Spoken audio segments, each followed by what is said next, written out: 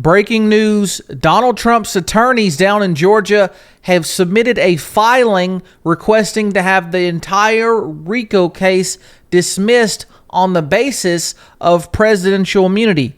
Also, there was a breaking story about Jack Smith that you may have missed around the holiday season. We're going to get into both of those stories. Before we get started, I'm David with Americans for Limited Government. If you want liberty and small government news, or at least trying to keep the government small during these crazy times, hit that follow button, hit that subscribe button. All right, let's jump straight in. Trump moves to dismiss Georgia RICO case on presidential immunity claims. The case, filed by Fulton County DA Fani Willis, includes a RICO and conspiracy charges related to the 2020 election.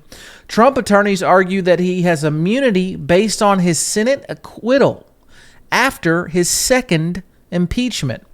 The filing states that indicting a current or former president for official acts exceeds the power of prosecution, because Donald Trump was inquiring about votes because things were very different in the 2020 election.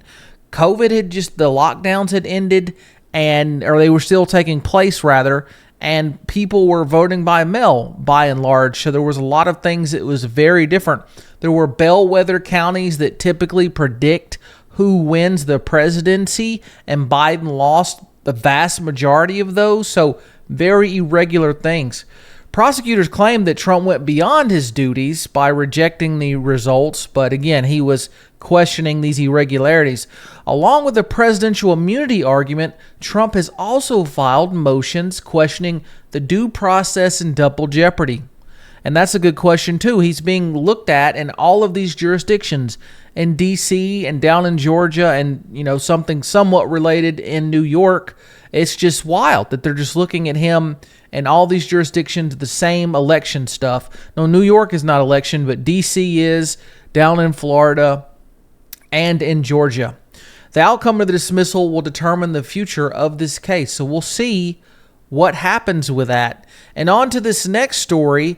Jack Smith's special counsel appointment is unconstitutional, a former attorney general tells the Supreme Court. Lawyers argue that Jack Smith's appointment as special counsel is unconstitutional. They claim that Smith lacks authority to represent the United States and file a petition with the Supreme Court. The lawyers argue that his appointment violates the Constitution's appointment clause. Congress has the sole authority to create federal offices, and they have not created the office that Smith currently holds. A previous law authorizing a similar position expired in 1999. Attorney General Merrick Garland cannot hire someone for an unauthorized position. Smith's appointment, even if authorized, would require presidential nomination and Senate confirmation.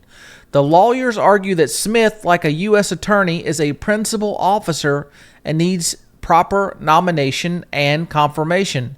If the Supreme Court agrees to accepts the argument, it could dismiss all of Smith's prosecutions, including the charges against Trump. And its lawyers representing former Attorney General Ed Meese and two top constitutional scholars who argued this in a brief filed in late December, again around the holiday season, in case you missed that. So big updates on the Trump front. Things are actually looking good for him in the polls, and we're going to see what happens, but I think the Supreme Court on February 8th are going to rule in Trump's favor to keep him on the ballot. Hey, again, if you want more news like this, go ahead and subscribe, follow, comment below. Let us know what you think about this wild narrative, how it's unraveling, and what they're doing to Trump. And we'll be back with more videos soon. We'll talk to you soon. Take care.